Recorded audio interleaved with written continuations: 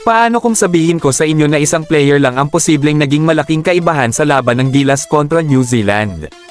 At matapos ang masakit na double overtime loss, isang dating PBA commissioner ang naglabas ng mensaheng ngayon ay pinag-uusapan ng maraming basketball fans. May aral ba talaga para kay Kai Sotto?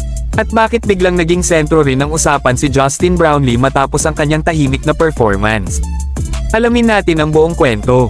Matinding laban ang ipinakita ng Gilas Pilipinas kontra New Zealand sa FIBA World Cup qualifiers. Umabot pa sa double overtime ang bakbakan bago tuluyang yumuko ang Pilipinas, 106-102. Masakit ang naging resulta dahil ilang beses nang nasa kamay ng Gilas ang pagkakataong isara ang laro. Ngunit sa huli, nakahanap ng paraan ang New Zealand upang maagaw ang panalo. Pagkatapos ng laban, naging usap-usapan ang naging pahayag ng dating PBA commissioner na si Noli Ayala. Ayon sa kanya, maaaring may aral na dapat mapulot si Kai Sotto mula sa ginagawa ng Serbian superstar na si Nikola Jokic. Sa kabila ng pagiging isa sa pinakamahusay na manlalaro sa mundo at halos wala ng kailangang patunayan, patuloy pa ring naglalaro si Jokic para sa Serbia sa FIBA World Cup qualifiers. Para kay Ayala, ipinapakita nito ang kahalagahan ng commitment sa national team. Marami namang fans ang sumang-ayon sa kanyang pananaw. Para sa kanila, kitang-kita sa laban na kaya palang makipagsabayan ng Gilas kahit sa isa sa pinakamalalakas na koponan sa Oceania. May ilan pang naniniwala na kung naroon lamang si Kai Sotto sa loob ng court, maaaring iba ang naging resulta ng laban. Binalikan pa ng ilang supporters ang kanilang panalo laban sa New Zealand noong 2024, kung saan bahagi ng Gilas si Kai Sotto. Bagamat imposible nang malaman kung ano talaga ang mangyayari kung naglaro siya, malinaw na marami pa rin ang naniniwalang malaking tulong ang kanyang presensya sa depensa at rebounding. Samantala, nanatiling positibo si Dwight Ramos kahit ramdam ang bigat ng pagkatalo. Ayon kay Dwight, maganda ang naging laban ng Gilas. Masakit lamang dahil naramdaman nilang kaya nilang manalo. Nasa kanila na ang oportunidad, ngunit hindi nila ito nagawang tapusin. Sa kabila nito, sinabi niyang ipinagmamalaki niya ang buong koponan dahil walang sino man ang sumuko hanggang sa huling segundo. Ipinakita raw ng Gilas na kaya nilang makipagsabayan sa isa sa pinakamalalakas na national team sa mundo. Isa rin sa pinakapinag-usapang pangalan matapos ang laro ay si Justin Brownlee. Maraming fans ang nadismaya matapos siyang makapagtala ng 5 puntos lamang. Ngunit kung susuriing mabuti ang laban, makikita ring pinaghandaan siya ng husto ng depensa ng New Zealand. Sa halos bawat pagkakataong mahawakan niya ang bola, agad siyang dino-double team.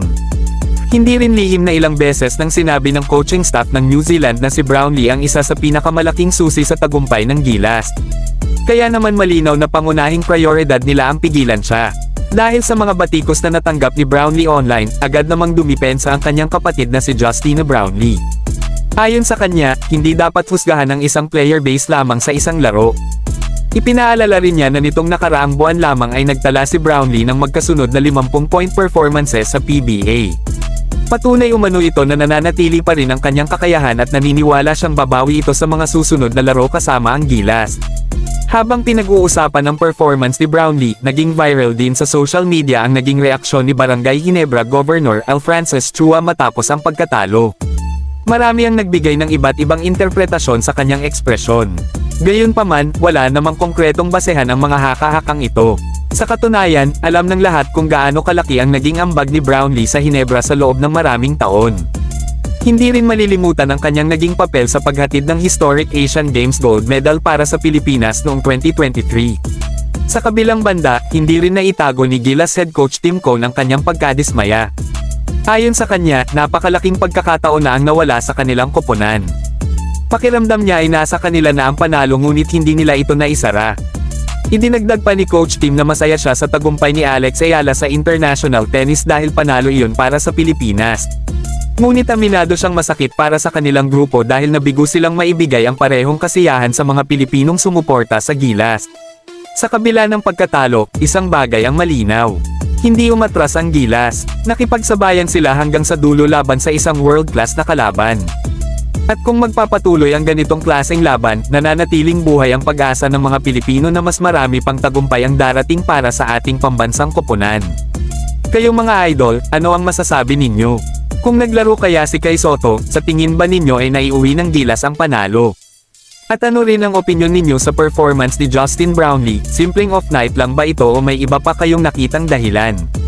I-comment ninyo ang inyong saloobin sa ibaba dahil gusto kong marinig ang opinyon ng bawat isa.